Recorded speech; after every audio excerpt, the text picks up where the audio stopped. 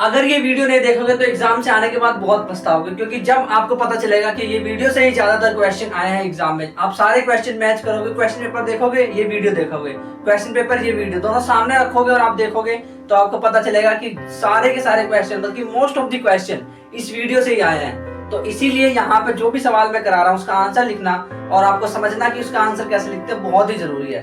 तो चलिए सवाल नंबर 1 पढ़ते हैं। सवाल नंबर 1 क्या है, देखिए ध्यान से। Study the graph given below that represents the changes in thickening of the uterine wall in woman X and woman Y over a period of 1 month।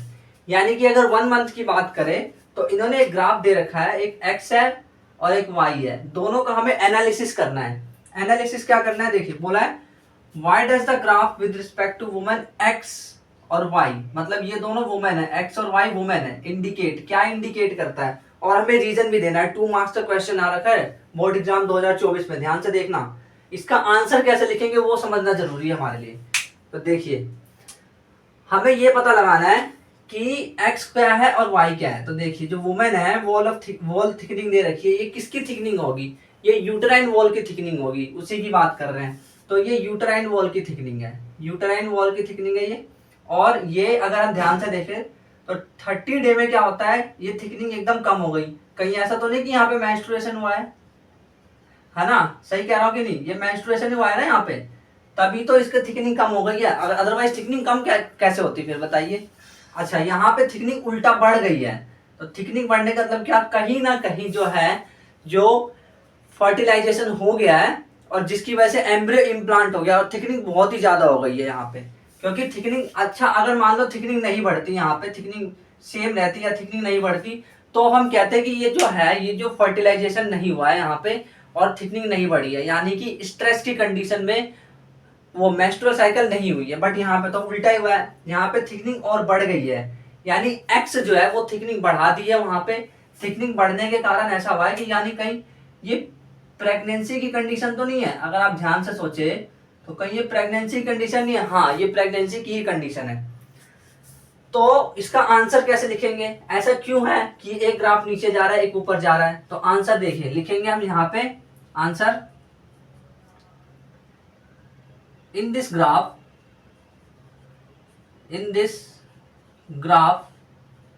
x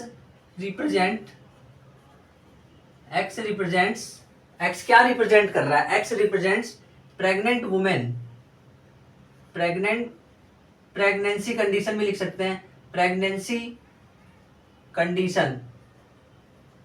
because ऐसा क्यों है ये भी बताना पड़ेगा, because uterine wall thickening is increasing, because uterine wall thickening is increasing. ये तो बात हो गई x की कि x क्या रिप्रेजेंट कर रहा है, y का ही बताना पड़ेगा। And y represents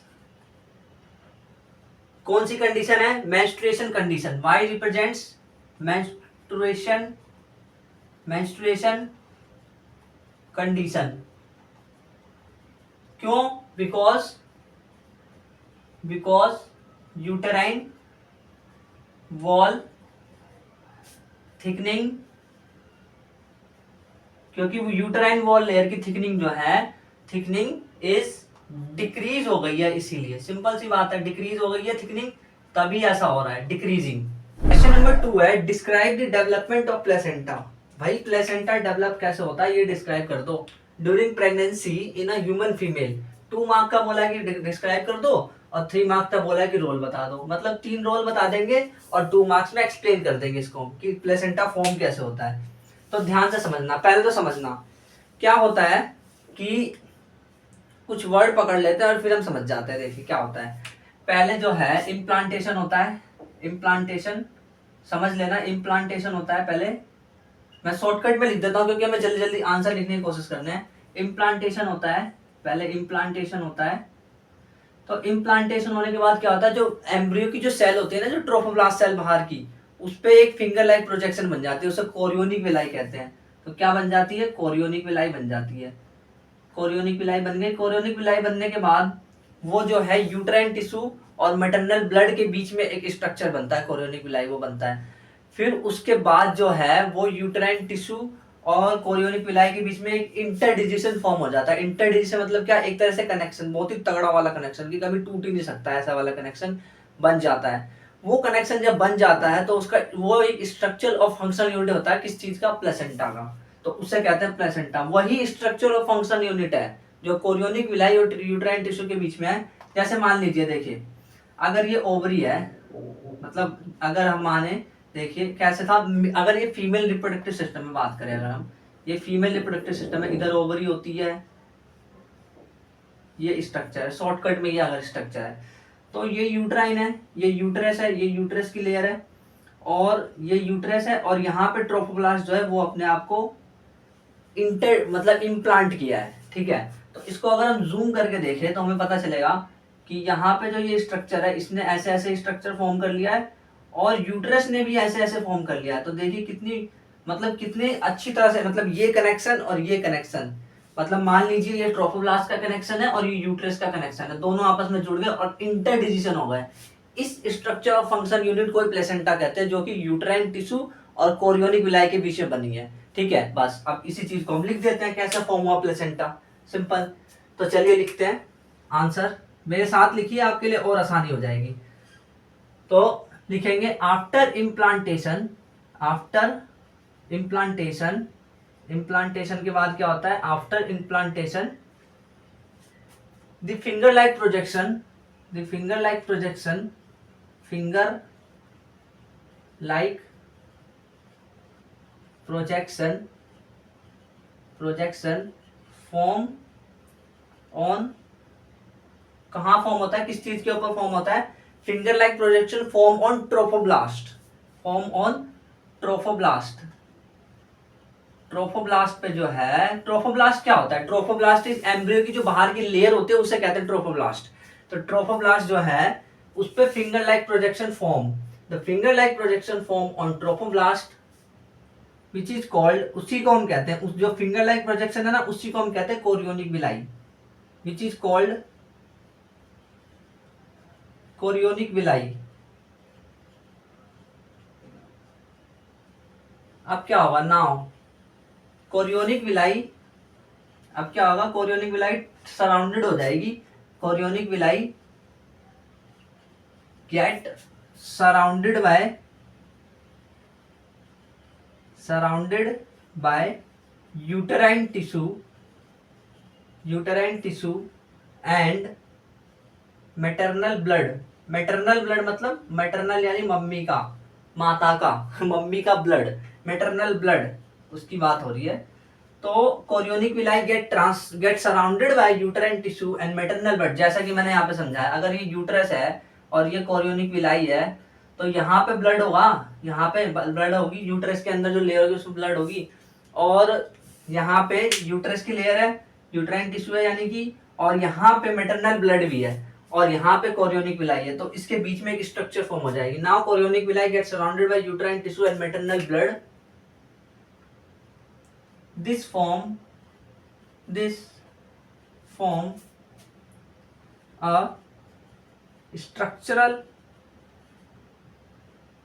and functional, structural यानी कि जो छोटी स्ट्रक्चरल है संरचना के हिसाब से, स्ट्रक्चरल और फंक्शनल यानी जो काम करती है, स्ट्रक्चरल एंड फंक्शनल कनेक्शन, एक कनेक्शन बनाएगा, स्ट्रक्चरल और फंक्शन कनेक्शन बिटवीन, किस किस के बीच में भाई, between uterine tissue, uterine tissue के बीच में, between uterine tissue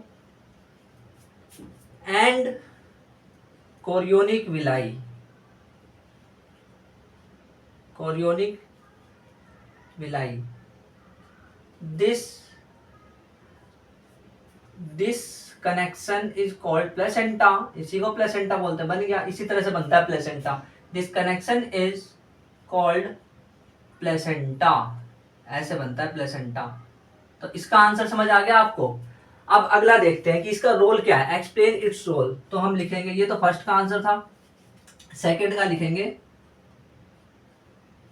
role of placenta are, role of placenta are the following. मतलब प्लेसेंटा के रोल क्या है भाई?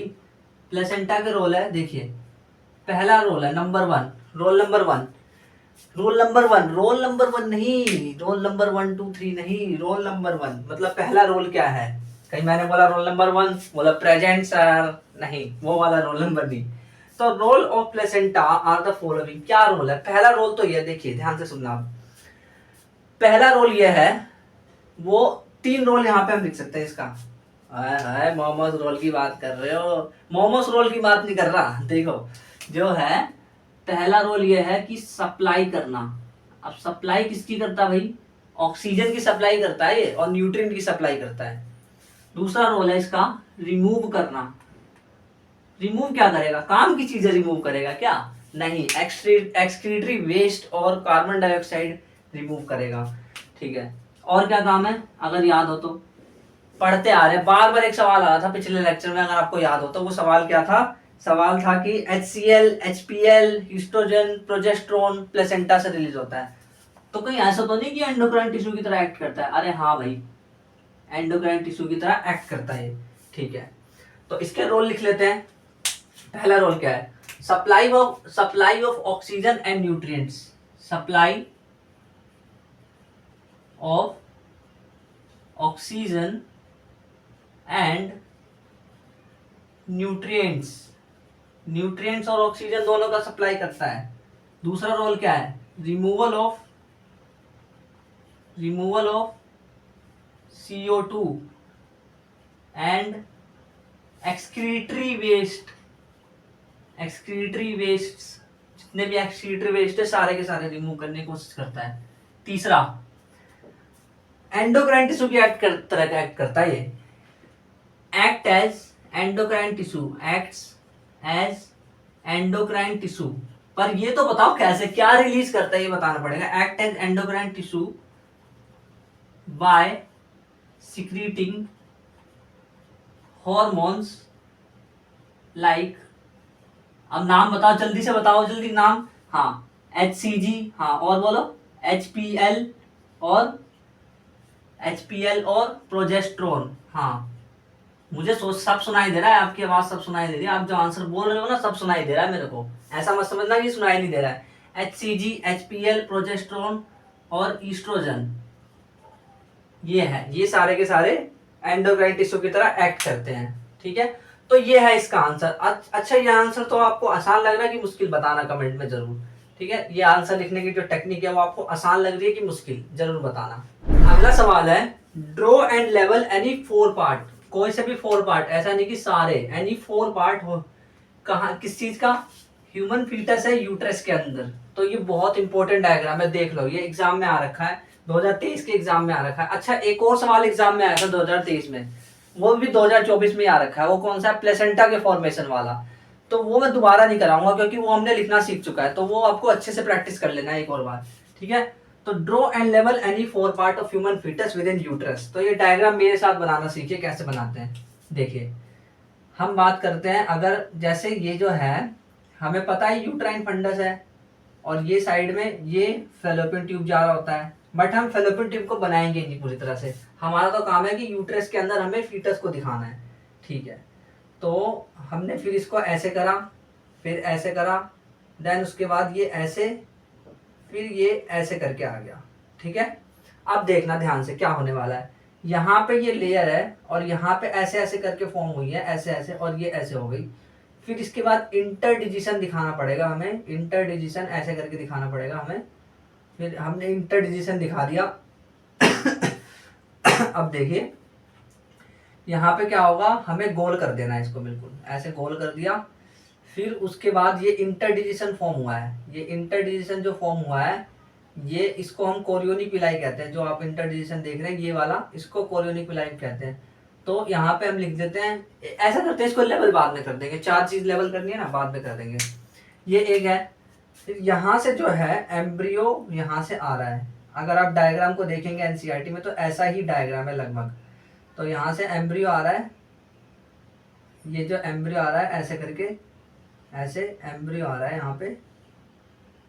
ठीक है, और ये जो साइड में यहाँ पे है ये योक सैक है, ये प्लासेंटल विलाई है, ये योक सैक है, और ये जो यहाँ पे जो एरिया है यहाँ पे प्लाक जमा हो रखा है, तो इसको हम बोलेंगे plug plug within mucus, plug within mucus, है ना। 3 पार्ट हो गए।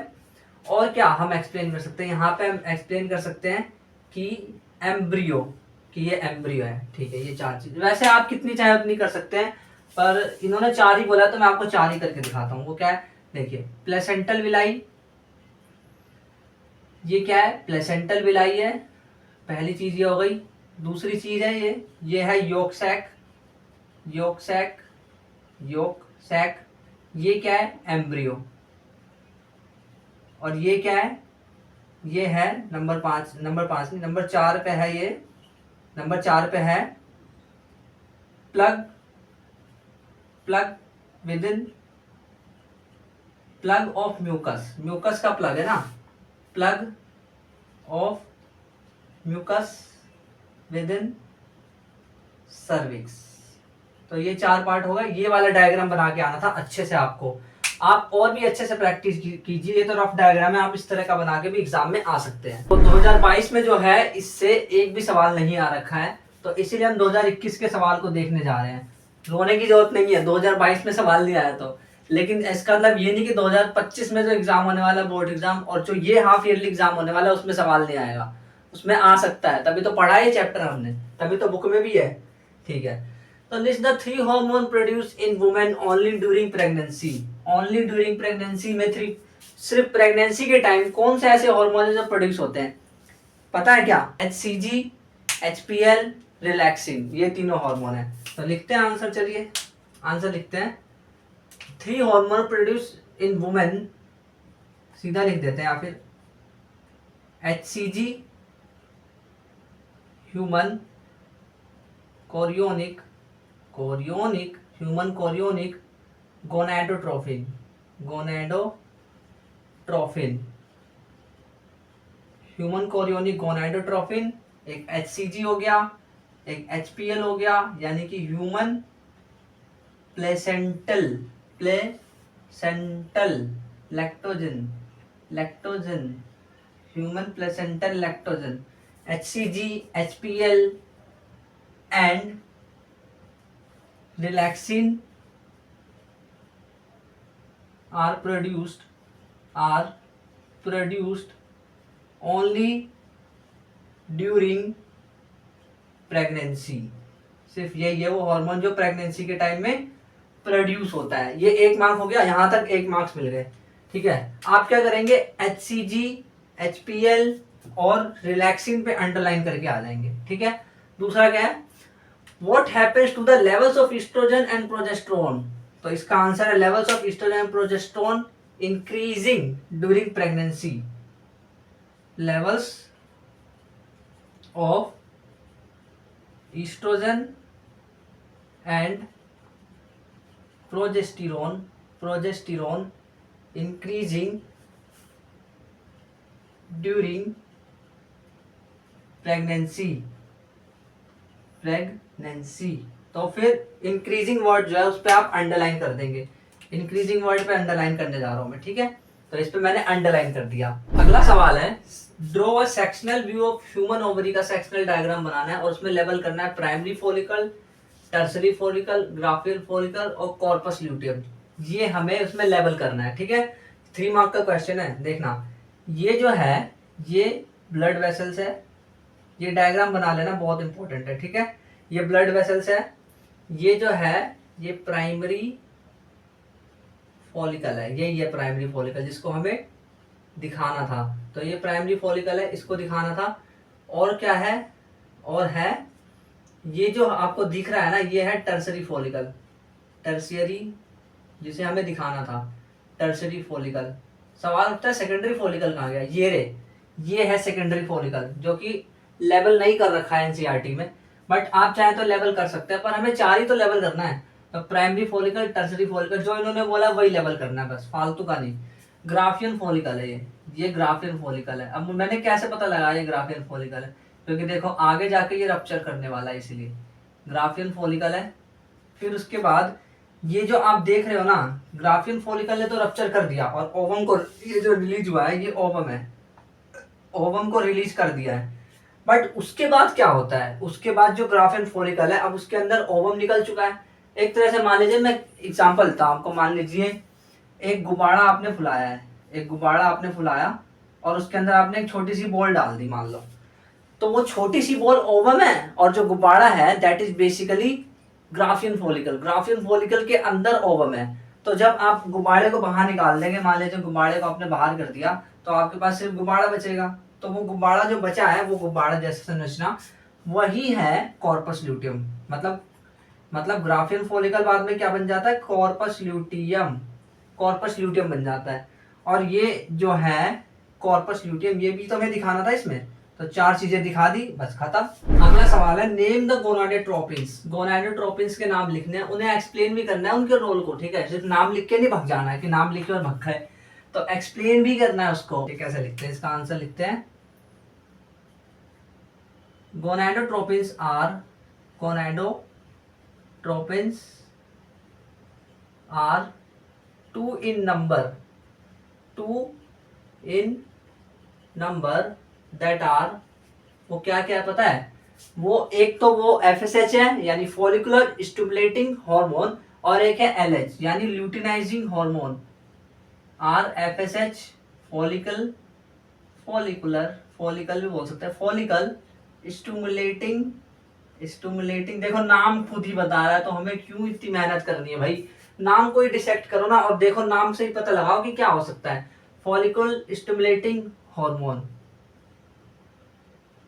पढ़ा था, primary follicle, secondary follicle, tertiary follicle, Graafian follicle, तो उनको डेवलप कौन कर रहा है भाई, यही तो कर रहा है, that are FSH and LH. LH is basically luteinizing hormone. Luteinizing की स्पेलिंग, ल्यूटिनाइजिंग की स्पेलिंग गलत हो गई, ल्यूटिनाइजिंग हार्मोन।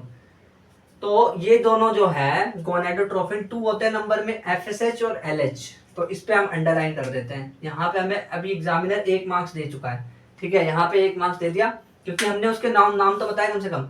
अब द रोल ऑफ एफएसएच, अब एक एक का रोल बताएंगे। The role of FSH in oogenesis is to stimulate follicles, stimulate developing follicle, to stimulate, ये stimulate करता है किसको, stimulate करता है developing follicles को, ये developing follicles को stimulate करता है, ये इसका रोल हो गया। And role of LH is at 14th day, 14th day पे इसका रोल होता है। Role of LH is at 14th day, this attain, ये पीक लेवल अटेन कर लेता है, सबसे ज्यादा पीक। अगर आपको मेंस्ट्रुअल साइकिल की वो वाली स्टेज याद, आपने देखा होगा ऐसे करके ग्राफ जा रहा था, तो यहाँ पे जो LH था वो 14th डे पे वो उसका पीक था। तो LH is at 14th day, this attain peak during which it help in ovulation, ये ओवुलेशन में हेल्प कर रहा होता है उस दिन, ठीक है, ये इसकी बात है। तो LH का भी रोल लिख लिया हमने, FSH का रोल भी लिख लिया, तो यहाँ पे ये आंसर इस तरह से होता है, खत्म। तो पहला सवाल है और लास्ट सवाल है 2020 का, और वो है study the TS of ovary and give answer. हमें ट्रांसफर सेक्शन ओवरी का, ये वो सवाल नहीं है, वीडियो को स्किप मत कीजिए, वो सवाल नहीं है जो आप सोच रहे हैं अभी जो आया था, वो नहीं है, दूसरा सवाल है, बहुत अच्छा सवाल है, कमाल का एकदम, क्योंकि नई नई इंफॉर्मेशन इसमें सीखने को मिलेगी। 5 मार्क्स का भी आ रखा है। तो सवाल क्या है, सवाल कह रहा है कि name the hormone that help in growth of A से बी, बी से सी, मतलब ऐसा कौन सा हार्मोन जो ए से बी और बी से सी जाने में जरूरी होता है। मैं आपको हिंट देता हूं, इसका आंसर आप कमेंट में करेंगे, इसका आंसर आपको कमेंट करना है। हिंट देता हूँ, हिंट सुन लो। हिंट क्या है, इसका आंसर कमेंट करना है, क्योंकि अभी जस्ट मैंने थोड़ी देर पहले बताया था।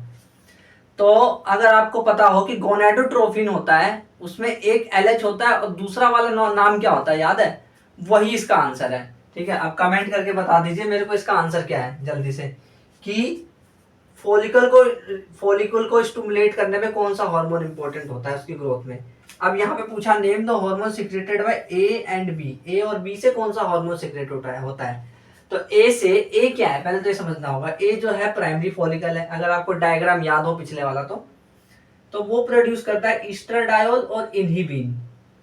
और बात रही बी की, तो बी जो है टर्सरी फॉलिकल है जो कि ईस्ट्रोजन प्रोड्यूस करता है।